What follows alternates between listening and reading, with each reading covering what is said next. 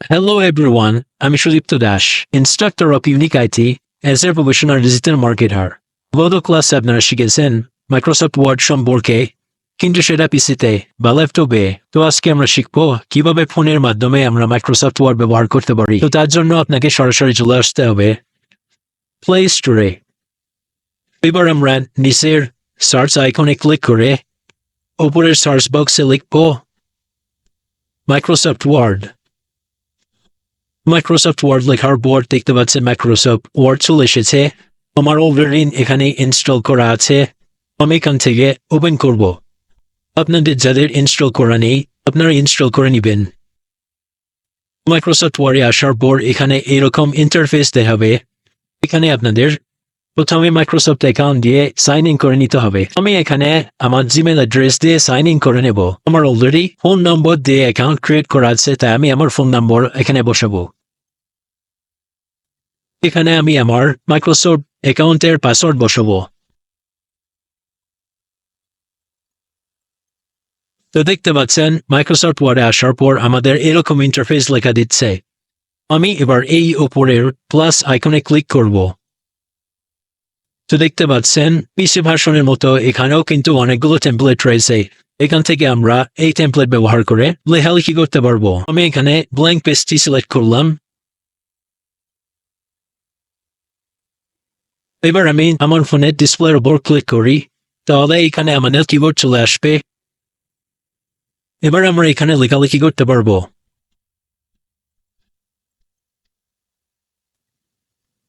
আমার ফোনের dark mode on করা আছে, তাই পেজটি দেখতে কালো রঙের হয়ে আছে।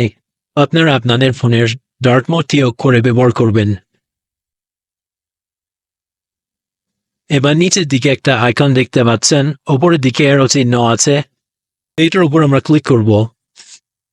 এবার এখানে হোম লেখা দেখতে পাচ্ছেন, এটার উপর ক্লিক করব। এবার তো দেখতে পাচ্ছেন পিসি ভার্সনের মতোই এখানে home, insert, draw, layout, review, view এই সবগুলো রয়েছে। আমি যদি এখান থেকে ফন্ট চেঞ্জ করতে চাই, ফন্টটিকে সিলেক্ট করব এবং এই যে এখানে এসে ফন্ট থেকে ডাউনলোড করে নেব। আগে দেখতে পাচ্ছেন ফন্টটি কিন্তু অ্যাপ্লাই হয়ে গেছে। এখানে আপনাদেরকে জুম করে করে দেখতে হবে। আমি লেখাটির সাইজ বড় করার জন্য এখানে এই 12 লেখা দেখতে পাচ্ছেন, এখানে আমি এটাকে 48 করে দেব। এখানে ফ্রন্টের সাইজটাও কিন্তু বড় হয়ে গেছে। এটাকে বোল্ড করার জন্য পুনরায় আমরা এই বি এর উপর ক্লিক করব। দেখতে পাচ্ছেন এটা কিন্তু বোল্ড হয়ে গেছে। হাইলাইট করার জন্য হাইলাইটে ক্লিক করব। তার জন্য লেখাটিকে সিলেক্ট করব।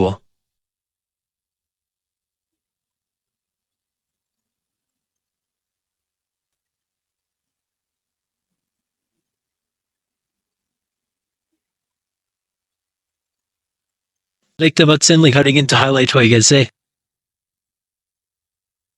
এবং এখানে যদি আমরা আনডু করতে চাই, তার জন্য এই উপরের এই আইকনে ক্লিক করতে হবে। দেখতে পাচ্ছেন এখানে কিন্তু আমাদের লেখাটি আনডু হয়ে গেছে। তাছাড়া এখানে ফন্ট কালার রয়েছে, এখানে আপনি চাইলে লেখার কালার চেঞ্জ করতে পারবেন। প্লেয়ার ফরম্যাটিং রয়েছে, বুলেট রয়েছে, নাম্বারিং রয়েছে, অ্যালাইনমেন্ট রয়েছে, স্টাইলও রয়েছে।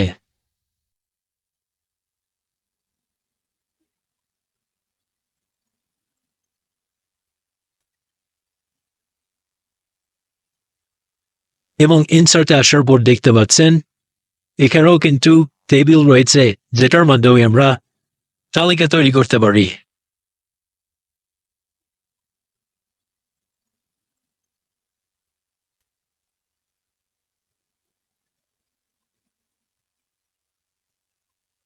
এখানে পিকচার রয়েছে, এখানে ক্লিক করে আপনি আপনার ফোনের গ্যালারি থেকে পিকচার অ্যাড করতে পারবেন, বা আপনি সরাসরি ক্যামেরা দিয়ে ছবি তুলে এখানে অ্যাড করতে পারবেন। শেপ রয়েছে এখানে, এটাই সেই শেপ যেটা দিয়ে আমি গত ক্লাসে দেখিয়েছিলাম কিভাবে শেপ দিয়ে পতাকা তৈরি করবেন।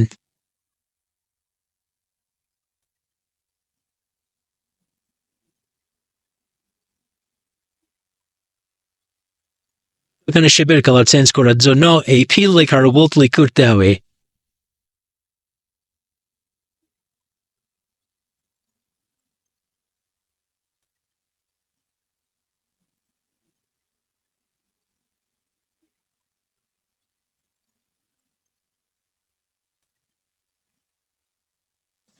দেখতে পাচ্ছেন কত সহজে আমি পতাকাটিকে তৈরি করে ফেলেছি। এখানে আউটলাইন অপশনও রয়েছে, আপনি আউটলাইনটিকে নো ফিল করে দিয়ে আউটলাইনটিকে ক্যান্সেলও করে দিতে পারবেন।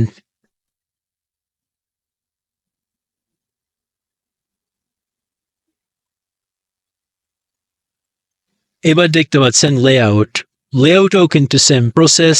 মার্জিন রয়েছে, এখানে নর্মাল মার্জিন রয়েছে, ওরিয়েন্টেশন রয়েছে, কিন্তু এটার জন্য প্রো ভার্সন লাগবে। তো আমরা প্রো ভার্সন ইউজ করবো না, যেহেতু আমরা ফ্রিতে কাজটি করব। এখানে সাইজ রয়েছে, এখানেও কিন্তু দেখতে পাচ্ছেন legal A3, A4, A5 size রয়েছে, কলাম রয়েছে, ব্রেকসও রয়েছে, রিভিউও রয়েছে। এখানে আপনারা রিড অ্যালাউড লেখা দেখতে পাচ্ছেন, আপনি এখানে যা যা লিখেছেন তা এই রিড অ্যালাউডে ক্লিক করে ফোনের স্পিকারে শুনতে পারবেন। এবং আমাদের প্রজেক্ট কমপ্লিট হওয়ার পর আমরা এই বাম দিকের টিক চিহ্নের উপর ক্লিক করব। তো দেখতে পাচ্ছেন আমার এই পেজটি রেডি। তো আপনারা এইভাবেই চাইলে ফোনের মাধ্যমে মাইক্রোসফট ওয়ার্ড ইউজ করতে পারেন। তো আজকের ক্লাস এই পর্যন্তই, দেখা হচ্ছে আপনাদের সাথে পরের অন্য একটি ক্লাসে। ততক্ষণ পর্যন্ত সুস্থ থাকবেন। ধন্যবাদ।